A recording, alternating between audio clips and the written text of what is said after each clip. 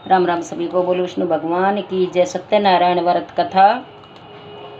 एक समय नैमिषारण्य तीर्थ में शौनक आदि 88,000 ऋषियों ने पूर्ण वक्ता श्री सूत जी से पूछा, हे सूत जी, इस कलयुग में वेद विद्या रहित मानवों की ईश्वर भक्ति किस प्रकार मिलेगी और उनका उद्धार कैसे होगा? हे मुनिवर, आप ऐसा कोई व्रत अथवा तब बताइए जिसके करने से मनुष्य थोड़े ही समय में पुण्य प्राप्त कर सके और मनवांछित फल मिले। ऐसे व्रत पूर्ण करने वाले कथा सुनने की हमारी प्रबल इच्छा है। सर्वशास्त्र श्री सूत जी बोले, हे वैष्णव के पूज्य, आप सभी ने मानव जाति के हित की बात पूछी, अतः आप सब अनुरोध पर मैं उसे श्रेष्ठ व्रत को अवश्य कहूँगा जिसे नारद जी ने एक समय श्री लक्ष्मी नारायण भगवान जी से पूछा था और लक्ष्मीपति श्री विष्णु भगवान ने मुनि श्रेष्ठ नारद जी को बताया था। उस कथा को मैं आप सबसे कहूँगा, अतः ध्यान से सुनो। किसी समय योगीराज नारद जी दूसरों के हित की इच्छा करके सभी लोगों का भ्रमण करते हुए मृत्यु लोक में पहुंचे।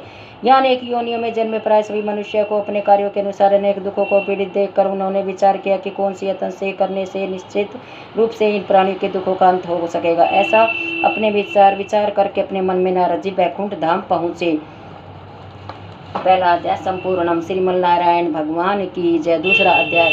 विष्णु लोक में नारद जी पीत वर्ण और 4 भुजा वालों देवों के इस नारायण को, जिनके हाथ में शंख चक्र गदा और पद्म थे, सुशोभित थे तथा जो गले में वनमाला पहने हुए थे, उन्हें देखकर उनकी स्तुति करने लगे। नारद जी विष्णु जी से बोले, हे प्रभु, आप अत्यंत दुर्लभ शक्तियों से युक्त है।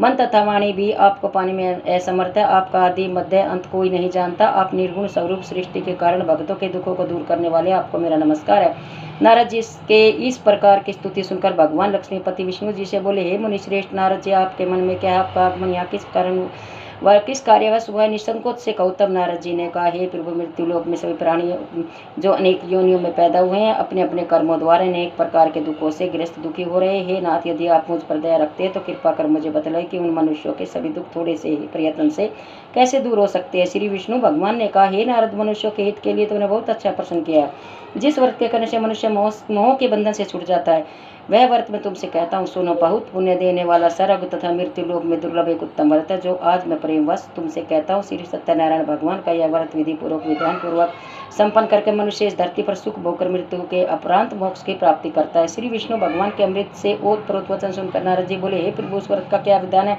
उस व्रत को क्या फल है? इस व्रत के पूर्व समय में किस किसने किया और किस दिन यह व्रत किया जाना चाहिए? कृपया इस व्रत की विधि और विधान मुझे विस्तार पूर्वक कहो। मुझे यह सब सुनने की तेरी इच्छा है। श्री विष्णु भगवान बोले, हे नारद, सभी प्राणियों के दुख शोक को दूर करने वाला, यह व्रत से शैतानों पर विजय करने वाला अमोघ अस्त्र है। भक्ति और श्रद्धा से युक्त मनुष्य किसी भी दिन सत्यनारायण भगवान की संध्या के समय ब्राह्मण एवं बंधुओं दांतों के सहित धर्मपरायण होकर पूजा करे। भक्ति भाव से पूर्ण हो। नैवेद्य केले का फल, शहद, घी, शक्कर या गुड़, दूध, गेहूं का आटा, सवाया गेहूं के अभाव में साटी का चूर्ण भी ले सकते हैं। इन सबको भक्ति भाव से संपन्न हो भगवान श्री सत्यनारायण को अर्पण करे। बंधु बांधवों सहित ब्राह्मणों को भोजन कराए। इसके पश्चात स्वयं भोजन करे। रात्रि में नृत्य भजन आदि का आयोजन कर श्री सत्यनारायण भगवान का स्मरण करते हुए समय व्यतीत करे। इस तरह जो मनुष्य व्रत करेंगे उनके समस्त मनोरथ निश्चय ही पूर्ण होंगे। विशेष रूप से कलयुग में मृत्यु लोक में यही एक उपाय है जिससे अल्प समय और कम धन में महान पुण्य की प्राप्ति हो सकती है। बोलो विष्णु भगवान की जय। बोलो सत्यनारायण भगवान की जय। दूसरा अध्याय संपूर्णम। तीसरा अध्याय। श्रीमन नारायण नारायण नारायण। श्री सूत जी बोले, हे ऋषियों, जिन्होंने पहले समय में इस व्रत को किया है, मैं उनका इतिहास कहता हूँ। कृपया आप सब ध्यान से सुने। मन सुंदर काशीपुर नगरी में अत्यंत निर्धन ब्राह्मण रहता था। वह ब्राह्मण नित्य प्रति भूख प्यास से व्याकुल होकर पृथ्वी पर भ्रमण करता रहता। ब्राह्मणों से प्रेम करने वाले श्री विष्णु भगवान ने ब्राह्मण को दुखी देखकर एक बूढ़े ब्राह्मण का रूप धारण करके उस दुखी व निर्धन ब्राह्मण के पास पहुंचकर आदर के साथ पूछा, हे विप्र, तुम नित्य प्रति दुखी होकर पृथ्वी पर क्यों घूमते हो? श्रेष्ठ ब्राह्मण, यह सब मुझसे कहो, मैं तुम्हारी व्यथा सुनना चाहता हूँ। दरिद्र ब्राह्मण बोला, मैं एक निर्धन ब्राह्मण हूँ, भिक्षा के लिए नित्य प्रति पृथ्वी पर भटकता रहता हूँ। हे भगवान, यदि आप इस समस्या से छुटकारा पाने का कोई उपाय जानते हैं तो कृपया कर मुझसे कहे। विरुद्ध ब्राह्मण के रूप में श्री विष्णु भगवान जी बोले, हे ब्राह्मण श्रेष्ठ, श्री सत्यनारायण भगवान मनवांछित फल देने वाले हैं, अतः तुम उनका पूजन करो। इस व्रत को करने से मनुष्य दुखों से मुक्त हो जाता है। दरिद्र ब्राह्मण को व्रत का सारा विधान कहकर बूढ़े ब्राह्मण का रूप धारण करने वाले श्री सत्यनारायण भगवान अंतर्ध्यान हो गए। जिस व्रत के विषय में मुझे विरुद्ध ब्राह्मण ने बतलाया था, मैं उस व्रत का विषय ही करूंगा, ऐसा मन में निश्चय कर वह निर्धन ब्राह्मण अपने घर पहुंचा। परंतु उस रात उस ब्राह्मण को नींद नहीं आया। अगले दिन वह जल्दी उठा और सत्यनारायण भगवान का ध्यान कर उनका व्रत करने का निश्चय कर भिक्षा मांगने के लिए चल पड़ा। उस दिन उस दरिद्र ब्राह्मण को भिक्षा बहुत सा धन मिला, जिससे उसने पूजन का सब सामान खरीद कर घर लाकर आकर अपने बंधु बांधवों के साथ भगवान सत्यनारायण का व्रत किया। इसके करने से वह दरिद्र ब्राह्मण सब दुखों से छूटकर अनेक प्रकार की संपत्तियों से युक्त हो गया। तब से वह प्रत्येक मास व्रत करने लगा। श्री सत्यनारायण भगवान के व्रत को जो मनुष्य शास्त्र विधि के अनुसार श्रद्धापूर्वक करेगा वह सब पापों से मुक्त होकर मोक्ष को प्राप्त हो जाएगा। आगे जो मनुष्य पृथ्वी पर सत्यनारायण भगवान का व्रत करेगा वह अपने दुखों से छूट जाएगा। इस तरह नारद जी के सत्यनारायण भगवान का कहा हुआ है व्रत मैंने तुमसे कहा। हे प्रिय, अब आप और क्या सुनना चाहते हैं सो मुझसे। तब ऋषियों ने कहा कि हे मुनिवर, संसार में उस विपरीत से सुनकर किस किसने व्रत को किया, हम सब सुनना चाहते हैं। हमारे मन में सब सुनने की इच्छा व श्रद्धा है। श्री सूत जी ने कहा, हे मुनियों, जिस जिस प्राणी ने इस व्रत को किया है उन सबकी कथा ध्यानपूर्वक सुनो।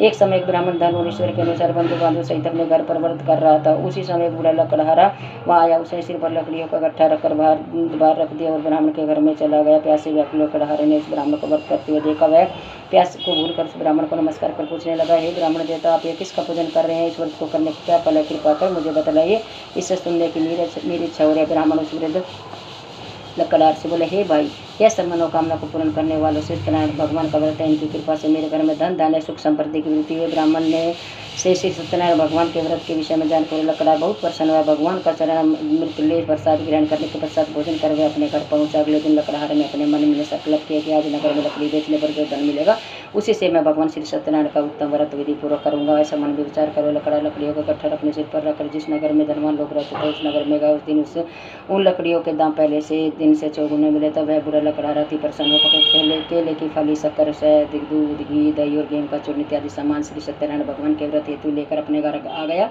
उसने अपने बंधुओं सहित बुलाकर सभी विद्वान के साथ सत्यनारायण भगवान का पूजन और व्रत किया। उस व्रत के प्रभाव से बुरा लकड़हार धन पुत्र आदि से युक्त हो संसार के समस्त सुख भोग कर अंत में वैकुंठ धाम को चला गया।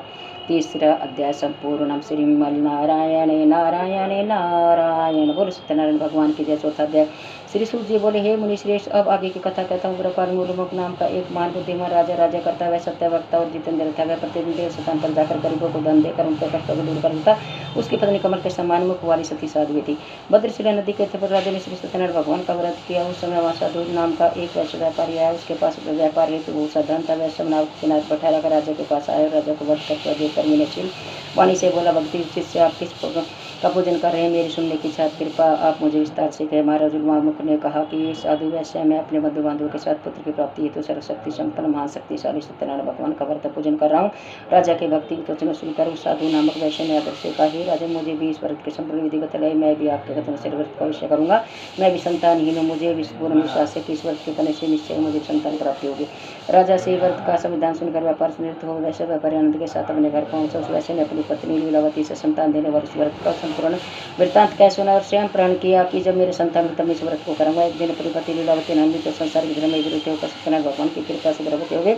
10वें महीने में उसने एक सुंदर कन्या को जन्म दिया। दिनों दिन में कन्या इस तरह बढ़ने लगी जैसे उत्तर पक्षी सुंदर माँ कला बढ़ते। कन्या का नाम कलावती रखा गया था। एक दिन लीलावती ने मीठे शब्द में अपने पति को चमन करा के दिन आता अपने सत्यनारायण भगवान का व्रत करने का संकल्प किया। अवश्य पूरा कीजिए। साधु वैश्य ने कहा कि प्रिया, मैं कन्या के विवाह के समय व्रत को कराऊंगा। इस पर अपनी पत्नी का आश्वासन देकर साधु वैश्य अपने व्यापार करने के बीच नगर में चला। कलावती पुत्री बुद्धि को प्राप्त हो गई। एक दिन साधु ने अपनी जब पुत्री को नगर में सखियों के साथ खेलते देखा तो एक दूत को बुलाकर कहा कि दूत हमारी पुत्री के हेतु कुछ योग्य वर तलाश करके लाओ। उसके अनुसार दूत कंचन नगर पहुंचा और देखभाल कर वैश्य की पुत्री हेतु एक बंदी सुयोग्य सुशील वाणी पुत्र खोज कर ले आया। उस वर को देखकर वैश्य ने अपने बंधु बांधवों सहित परिचित मुद्रा में अपनी पुत्री का विवाह वाणी पुत्र के साथ कर दिया। परंतु दुर्भाग्य से विवाह के समय सत्यनारायण भगवान का व्रत करना भूल गए। इस पर सत्यनारायण भगवान प्रीत हो गए। उन्हें वैश्य को साथ दिया कि तुम्हें दारों जो प्राप्त होगा। अपने कार्य में तक वैश्य अपने जमाई सत्यनाव को लेकर व्यापार के समुद्र के समीप स्थित रत्नासुरपुर नामक नगर में पहुंचा। दोनों ससुर जमाई चंद्रकेतु राजा के नगर व्यापार करने लगे। एक दिन भगवान सत्यनारायण की माया से प्रीत हो एक चोर राजा का धन चुरा कर भागा जा रहा था। राजा के सैनिकों को अपने पीछे तेजी से आते देखकर चोर ने घबरा राजा के धन को वहीं नाव में चुपचाप रख दिया जहाँ ससुर जमाई ठहरे हुए थे और स्वयं वहाँ से भाग गया। जब सैनिकों ने उस वैश्य के पास राजा के धन को रखा हुआ देखा तो दोनों को बांधकर राज दरबार में ले गए और राजा के समीप उन दोनों ससुर जमाई को ले जाकर बोले कि राजा ने हम ये 2 चोर पकड़ कर लाए, देख कर आगे दो। तब राजा ने उनकी बात सुनी बिना ही उन्हें कारागार में डालने की आज्ञा दी। इस प्रकार निर्दोष होते हुए राजा की आज्ञा से उन्हें कठिन कारागार में डाल दिया गया तथा सारा धन छीन लिया गया। चौथा अध्याय संपूर्ण। बोलो विष्णु भगवान की जय, सत्यनारायण भगवान की जय, श्रीमल नारायण नारायण नारायण। 5वां अध्याय। श्री सत्यनारायण भगवान के साथ एक अनुसार दिवस की पत्नी लीलावती पुत्री कलावती के घर पर अत्यधिक दुखी हुई। घर में रखा धन स्वरूप चुरा कर ले गए। शारीरिक मानसिक पीड़ा, भूख प्यास से अति दुखित हो भोजन की चिंता में लीलावती कन्या कलावती ब्राह्मण के घर गई। उसने ब्राह्मण को सत्यनारायण भगवान का वध कर देखा। उसने कथा सुनी, प्रसाद ग्रहण कर रात को घर आया। लीलावती ने अपनी पुत्री कलावती से पुत्री को तक कहाँ फिर मन में क्या है। कलावती बोली, माता रानी के घर में कुछ भोजन लेके नहीं गई थी, वहाँ सत्यनारायण भगवान की व्रत देखा, इसलिए मुझे वहाँ देर हो गई। कन्या को सुनकर लीलावती सत्यनारायण भगवान की पूजा की तैयारी करने लगी। उसके परिवार सत्यनारायण भगवान को भोजन वर्त किया।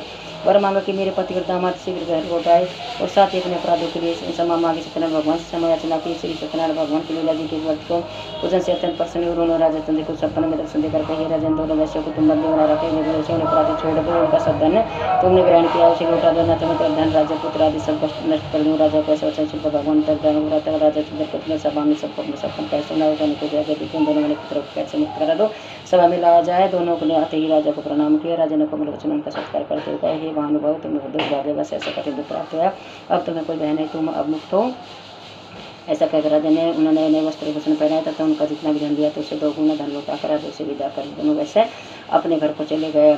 5वां अध्याय संपूर्ण बोलो सत्यनारायण भगवान की विष्णु भगवान की जय। 6वां अध्याय श्री सूत जी बोले, वैसे ने मंगलाचार करके यात्रा प्रारंभ किया। नगर में चला गया। थोड़ी दूर आगे बढ़ने पर दंडी विस्तारी सत्यनारायण भगवान ने उनसे पूछा, हे साधु, तेरे नाम में क्या अभिमानी हुआ? ने हंसता हुआ बोले, दंडी क्या आपको क्यों पूछ रहे, क्या दंडी लेके? मेरे नाम में तो बेल और पत्ते भरे। वैसे का कठोर वचन सुनकर दंडी विस्तारी सत्यनारायण भगवान ने कहा, तुम्हारा वचन सत्य हो। ऐसा कहकर दंडी विस्तारी वहाँ से चले गए। कुछ दूर जाकर समुद्र किनारे पर बैठकर दंडी महाराज के जानकर पश्चात वैसे ने नित्य क्रिया करने निवृत्त होकर बाद नाव को उठी देखकर अचंबा किया। नाव को बेल पत्ते आदि देखकर मुझसे तो जमीन पर गिर कर मूर्छा खुले पर शोक प्रकट करने लगा। तब उसके जमाई ने कहा, शोक क्यों करते हैं? दंडी महाराज के साथ आया तो उनके चरण में चलना चाहिए, तभी हमारी मनोकामना पूर्ण होगी।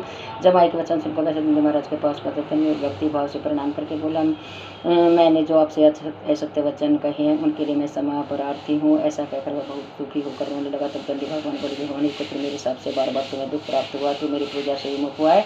वैसे ने कहा, हे भगवान, आपकी माँ से ब्रह्मा अधिदेवता भी आपके रूप को नहीं जान सकते, तब मैं अज्ञानी भला कैसे जान सकता हूँ? आप प्रसन्न होइए, मैं आपके अपनी समर्थ के अनुसार आपकी पूजा करूँगा। मेरी रक्षा करो, पहले के समान मौका में जो धन परिपूर्ण कर दो।